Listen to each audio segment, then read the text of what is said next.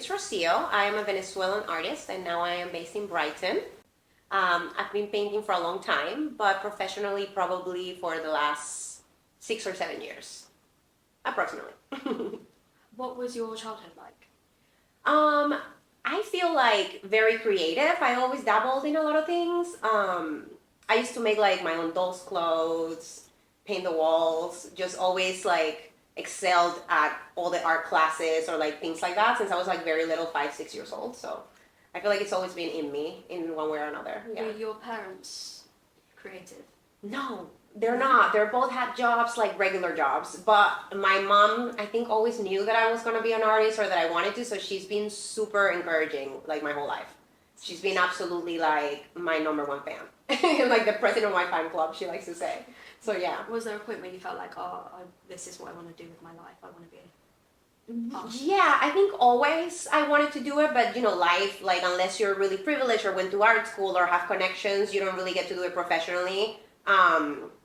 Because you gotta live, you gotta pay the bills. But I think towards my late 20s is when I was like, I need to do this. And that's when like I quit my job and I did like a couple of years sabbatical, saved all my money and did some traveling. And I think that made me just be able to start really doing it on a regular basis. Yeah. Did you study art?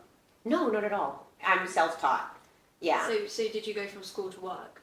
I didn't finish college and I worked at different like company sales and things like that during my early 20s. And then I quit and started my own business at the time in Phoenix, Arizona, where I used to live. And that kind of gave me the freedom to start doing artistic endeavors on the side of that, which was really good. And then that's when I ended up traveling. I went to India. I moved to Mexico City for a year. I went to Cambodia. I just did some soul searching. And then once I moved to Mexico City, I think that's when I was just like, all right, I'm just going to paint every day. This is what I'm going to do. And then I ended up moving to Austin, Texas for work. But the pandemic hit and it was like the perfect opportunity to just be at home. And I made my home studio. And that's when I really, really did it. And that was, I don't know, 2020, I guess. So yeah, that's when it really started for me, when it was like full time. And I said, I'm never going to do anything else. I just want to be an artist. And that's it. Yeah. Well, you've been to so many places. Is there anywhere in particular that you felt like you either learned the most or you felt the most creative? I think definitely Mexico City, or Mexico in general. I traveled a lot through the country, but Mexico City is just so vibrant and it's impossible not to be inspired by it. And the people that I met there are just so beautiful. The whole experience was very just enriching and inspirational. Yeah. I'm jealous. I'd love to travel. It is important. You gotta. It's like probably the most important thing anybody can do is like go out there and learn some other cultures and just get a little bit of that from the world. Yeah. What made you move here? My husband is English, and so we ended up here for work, and I love it, honestly. I think I left Venezuela because of the political situation a long time ago when I was 17, and I went to live in the US. So I think when we ended up having to come here, it's just awesome. I never know if I'm going to be anywhere forever. I just love knowing that there's options and that you can just go and like start over in different places and just basically just change your entire personality every time. It's really exciting. You've been in Brighton for 6 months. Only 6 months, but I'm in love. Just the ocean, just the ocean. Yeah, no, it's nice for that reason. I feel like here it's just very freeing. Everybody just kind of, they do what they want. Everybody does what they want. And that's what I love about that's really nice. Yeah, it's a nice feeling to be around. I have a specific question I ask everyone. Okay. And I always find it really interesting, like, what comes up. Okay. What is the first memory you've ever had of art, of anything that you class as art? Oh, that's really cute, actually. I actually have the exact answer for that. It's really weird because I think about it all the time. It is super silly. I was probably it had to be before first grade, even. Mm-hmm. It must have been, I was probably 5 or whatever first grade age is. Yeah, I think it was a year before that because we had uniforms and my shirt wasn't elementary yet. But we were in this class and like my teacher gave us all different color papers and we had to just draw a flower. And I just remember like I got black and I was like, well, what am I going to do? Like, I was like thinking, I was like, what do I do? Like, it's black. All the colors are not going to show. And I just remember grabbing the white and they looked awesome because it was like the contrast of obviously black and white. That's it. That's it. But that's like the first memory of like me having to think of like, what do I do? Like, oh man, everybody has a color and I don't. And I think I was bummed out at first. And then I was just like, oh no, actually, this is cool. And that's it. But I always remember that. And I know it's kind of odd, but I love it. You think about it quite a lot. I don't know why. I just feel like that is because I can think outside the box. It made me feel like, oh, since I was young, maybe I could think outside the box. I have no idea what it means. But I just always remember that. I remember that moment when I was like little. I don't know. It's amazing. Maybe you should try painting on black again. I guess. And the thing is that I'm the opposite, you know? Everything of mine is like deeply color. And like I just find so much joy in color. But I did have a season where everything was charcoal. I just wanted to like do charcoal drawings, and that's all I wanted to do for a while. So I don't know. Maybe I would get back into something like that. But yeah, I think about that all the time. I'm like, okay, if you were 5 and you could think outside the box then, you can think outside the box now. That's amazing. And not like be disappointed, you know? Yeah. Because I felt like bummed out. I was like, oh, why do I get the black? You know? Well, yeah, maybe that's why you like love colours so much. Who knows? Because of that moment. In my subconscious. It was a character arc. It was like maybe exactly. So I feel like that's the oldest thought of that. Either that or like making my own. I had this auntie that she taught me how to sew like those rag dolls. Yeah. So maybe those are the 2 things I can refer to from like a really young age. Yeah. Yeah, my dad taught me, tried to force me into knitting since I was little, and I've always just like been like. I just got all this like setup for knitting. I'm gonna start. I don't know why. I just thought I need to do stuff, and I don't only want to paint. I want to do pottery. I want to do other stuff. So I literally sitting at home waiting for me. I have all these books. My mother-in-law actually like gifted me a bunch of stuff as well, and I'm like I haven't started, but that's interesting. I love anything creative is fun though. My dad's got a knitting YouTube, like a how-to. So is that your dad? Yeah. Stop. That's my dad. I love him. Stop. He started following me on Instagram. Yeah. He literally did. I saw him at the opening that you did. Oh. Yeah, that's my dad. Stop it. What is it? Knitting Man or? Yeah. That is adorable and I love it. Actually, I had no idea that was your dad. That's so cute. It's very wholesome. Yeah. That is very wholesome. Absolutely. Stop. I didn't know. That's super cute. Yeah, he follows me around everywhere. Oh, that's adorable. I love it. So where does your creative process, you can use like an example if you want, start for you, like where does the ideas come from? I honestly, it's hard to tell. I feel like I have I'm very like a vivid dreamer. So like I have crazy dreams a lot. Wow. And like they're really like, they're creative. I don't know what's going on. Sometimes I wake up and I'm just like, what is happening? Or I wake up like, a lot of the times just like accelerated, like it was real. So I think a lot of my things come from that or directly like a personal experience. So like I did a series of clowns, for example. I had like that's one of them. The other ones are not here, but that's one of them, for example. And I met these people that were really awful to me. They were truly just awful, racist, just really awful. And there was like a group of people that for a while just were like around me indirectly. They were like just being really mean about me. And I was just like, how do I turn that into something like cathartic or hilarious that I'm always gonna look back at and be like, lol, you know? And so I made all these clowns and I was like, because they're just clowns. So I'm just gonna make all these clowns. So it could be something like that. It could be just like me trying to make fun of like a hard situation or a dream usually. Right now I'm doing a lot of floating heads. I don't know what that means. But I have dreams of things like that, like floating heads. Or like I'm floating and then things are around me. So I don't know. That's really nice. Yeah, it's random. Any of these from dreams? Yeah, yes, definitely. I mean, technically this is just because of the ocean. And now since I've moved here, I'm working on like an ocean series. There's this one and there's one behind it actually. I'm doing 3 big ones like this. Like if you see this one back here, it has all the waves or whatever. So that's more like directly like, I see usually these kind of colors, oranges and like stuff like that in the sunset. So that's one. And I feel like this is just more, this is kind of a new style. I just wanted to embrace all the blue around me because it's so much like, I look out my window and the ocean is there every day. So I think it's just mainly that right now. I'm just really inspired. I normally don't even like the color blue. And I don't know what's going on. It must be that. It must, yeah. It must be. A lot of my older work is all pink and red because those are my favorite colors. But yeah, right now. I was going to ask specifically, do you pick colors for a certain reason? Yeah, I think pink and red are always been the dominant colors in all of my art.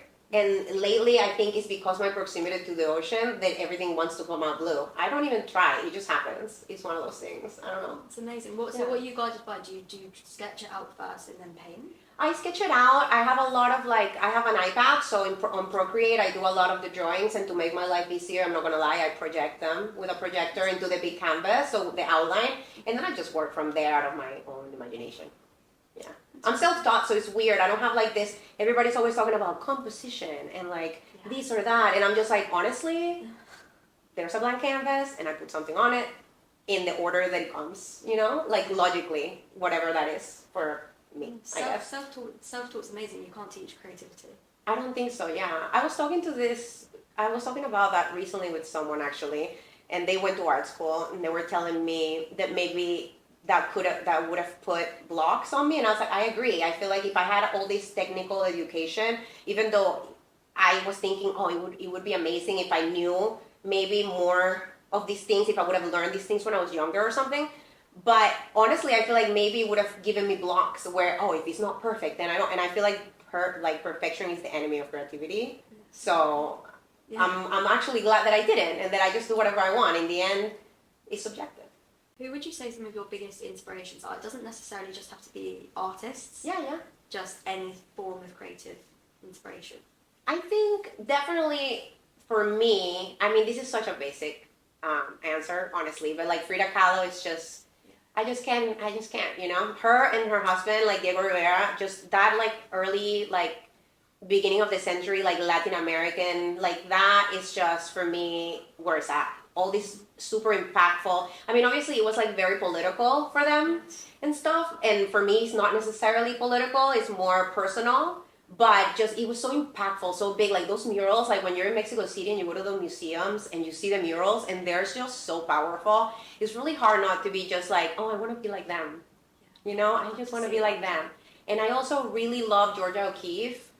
And I think you can probably see that because I feel like I'm a really bad version of her because she's just all these flowers and the colors, the way that she just, I don't know, she reinvented nature through her paintings basically, and I just feel like she's just so impactful and beautiful. So I think the three of them are probably what I think about the most when I'm doing my own stuff. If I was gonna copy from inspiration from something, I would bring it from that, I think.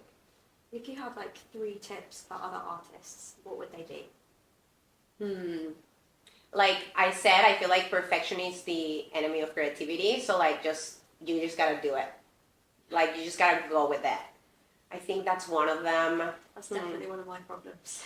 And you just gotta do, And it's I think another thing is don't care what people think. I care. And it's hard sometimes to post or to do this because it's nerve-wracking, but you just can't care because you're not creating for other people. You're really creating for yourself. I'm not doing this for anybody. If somebody connects with what I'm doing, if somebody finds it pretty and they like it and they buy it and they collect it, I love that, of course, because I want to make money with my art. I don't want to just paint for fancies only. Mm-hmm. But at the same time, it's at the end, all of this is for me. It's what's coming out of me. So it makes me happy in the end. So I think not caring what people think or not being afraid. I don't know a third. I don't know a third. Besides not caring what people think and just, I don't know. We'll come back to it. Yeah, let's come back to it. I'm not sure what a third advice. I feel like those are the most important 2 things. It's just don't care what people think and just go for it. Just do your thing and not, That's great advice. I definitely need help with you have to take action. Okay, you have to take action. Don't just dream and don't feel, okay, I found it. So just don't feel like you have to, everything has to be a masterpiece and everything has to be perfect. And here you go, I'm going to sell this. Just you have to create when you feel like creating. And sometimes if you can only doodle because you have no time and you have a job, don't be discouraged. Just feed it whenever you can. Just don't feel like everything has to be a masterpiece for sale and that's going to make your career. Just sometimes if you can doodle at lunch on your work break, then that's the time. And at least you're doing something creative for yourself. So maybe that's the third. How would you like people to either perceive your paintings, or what sort of reaction do you hope that they get when they see them? I just want people to find joy. And for me, because I play with so many colors, I think I want people to find joy in them, even in the ones that may have a dark meaning and people don't know what they mean because it's only in my head what they mean. You know, I have like this floating head with all these snakes around it. It means something, and I don't necessarily will tell people what it means. So as long as they find joy because it's vibrant and colorful, I think that's it. Just I want people to just smile and be like, wow, that's nice, like that's striking. I think maybe that would be a good one for my kind of art. Yeah. Why did you start up your printing company? Oh, because I don't sell enough paintings. Is that No, honestly, I ordered when I moved to England. I had some people that follow me on Instagram that really like my art, and I at the time wasn't when I first got here, I wasn't like immediately painting and like just sending things. I wasn't set up here yet and stuff. So I ordered some prints, some G clays, and they were horrible. Yeah. Yeah, they were really bad quality. And I was like, oh my God, I'm not gonna send this to Mexico City. It was somebody from Mexico City that was ordering a print from an original that I did in like 2001. And I mean, it was so bad. And I was just like, I was asking my husband, I was like, he's been imprinting his whole life. Yeah. And I was asking him, I was like, could I just buy a machine and like print my own stuff? And that was about a year ago. And then I bought a little one and I started doing it. He's really good with the internet and computers, so he built me a website. And I just started selling little by little. And I was just like, this could be good for myself as an artist to sell my own prints. And I was like, I can support other artists because it's really hard to sell paintings. Like, not everybody's going to be like, here's $3,000 to buy this giant painting or whatever. So it's like, I feel like it's a good way to support other artists to monetize their art in an easier way, something that is affordable. So if I have this painting that is expensive, but you really love it, I can still make a little bit of money out of it by selling beautiful, like archival quality prints. So I think it came from both a business kind of mind, but also a way to really just support smaller artists that don't have the ability to be on galleries. Because honestly, who does? Like, it's the 1% is who gets to be on galleries these days. So I feel like at least if you're small and you want to monetize your art and you want to put your art out there, then you sell prints. So I figured, hey, that's like a two-way of doing it. And also for myself, so I can do it myself. So yeah. Mm-hmm. How long ago did you open it? It's been about a year or so. I used to do it from home at first. And then once I got this place 6 months ago, then now I got the huge machine. So yeah, it's awesome. So now I can do all the way up to like 110 centimeters and it's huge. So I can do all really big prints now. It's really cool. Is it easy to print? Is it hard? I have no idea. I mean, it's medium, I would say. I mean, it takes a lot of attention to detail, and you have to have at least basic knowledge of Photoshop because you're like setting up the print and like measuring it, making sure it's correct. And then it prints, and then you have to roll it, then you have to pack it or whatever. So it's like, I would say medium hard. But if you enjoy it and you have, again, like just kind of like a small Photoshop ability, I think you can do it. As long as you like it, and you have to really care about the customer because it's really important. These kind of prints are really fancy, and they are a bit expensive. So I think you have to have the love for the art and for like the customer and be really patient and really want to, do that part of it as well. So I saw on your website as well that you said that you will plant a tree for each one. My what? That you'll plant a tree for each. Oh yeah, so we just hired a company where they plant a tree for each order, which kind of offsets because it's a lot of paper. Yeah. It kind of offsets. I don't really know like a lot about it, but technically it's certified and verified, and they plant trees for every order just because we use so much paper. So it's a good way to, I don't know, I guess give back in a sense. It's amazing. I think it adds something that lots of other printing companies definitely don't. It's important to be sustainable these days, or at least do your best. Not everything is going to be, and I'm at peace with that because this is just the industry that I'm in. But the little things you can do go a long way. So you just gotta give back what you can. I think when it comes to that, and I feel like it's important, especially in Brighton. I feel like Brighton is a city where they're so conscious and so green, and it was important to me to like represent, like to be able to like give that and represent that here. That's amazing. Yeah.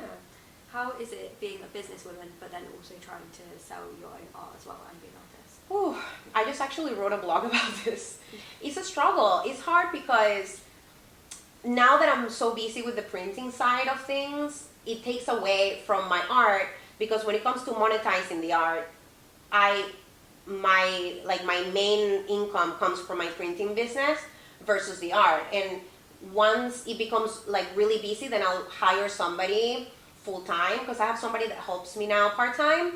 But and then I'll have more time for painting. But right now it's juggling. Like I try to tell myself 2 days a week you can paint, and then 4 days a week you have to print.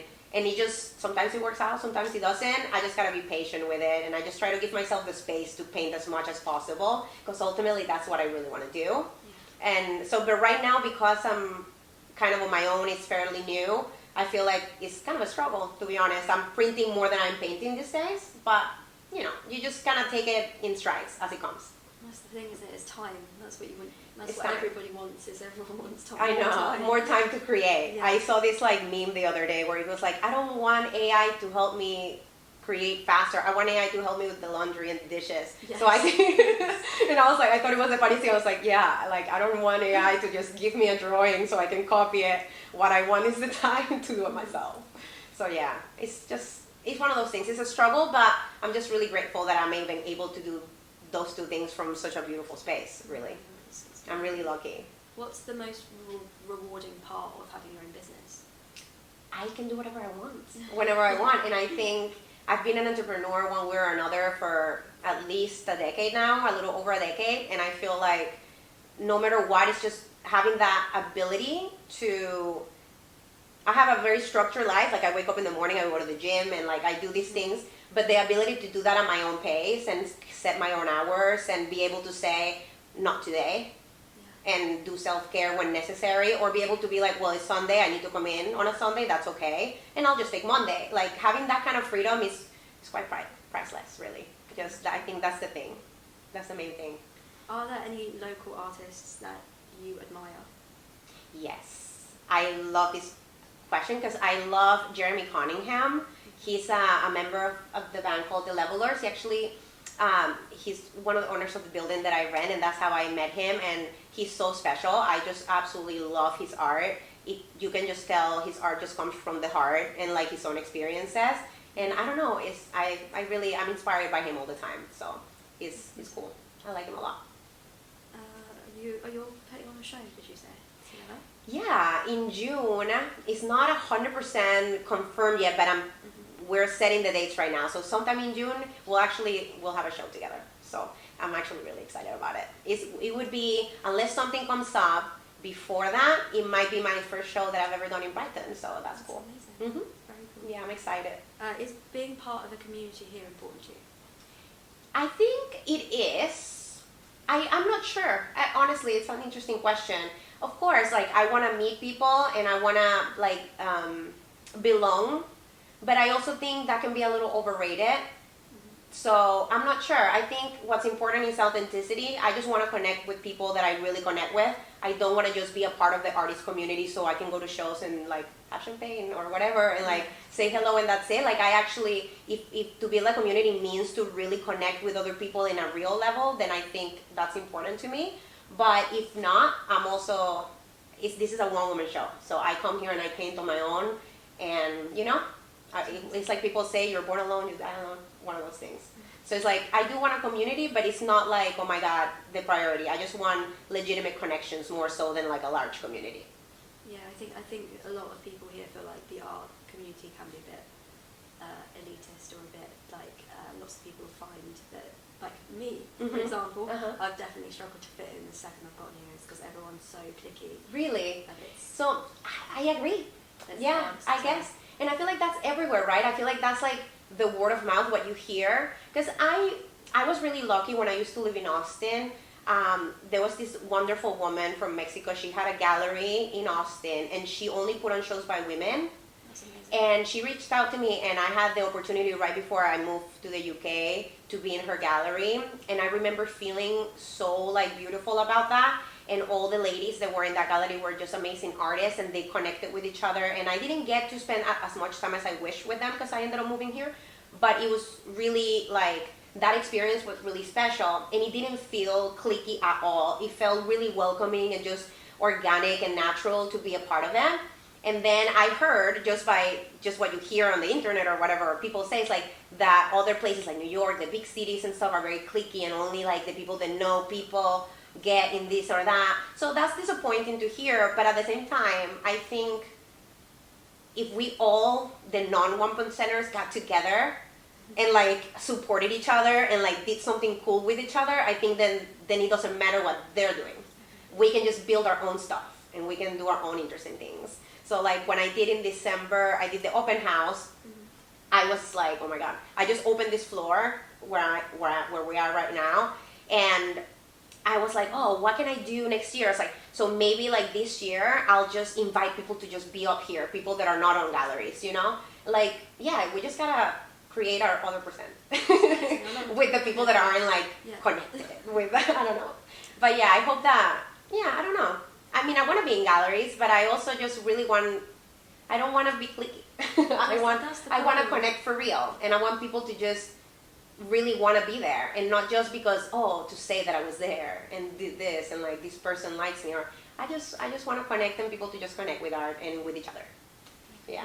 Great. Yeah, it's definitely a different vibe. Like in Cornwall, everyone's friends, everyone helps each other, everyone's like, it's like That's very cute. much country vibes. So up here, Yeah, it's been, I like, love that. the complete opposite. So I'm still trying to.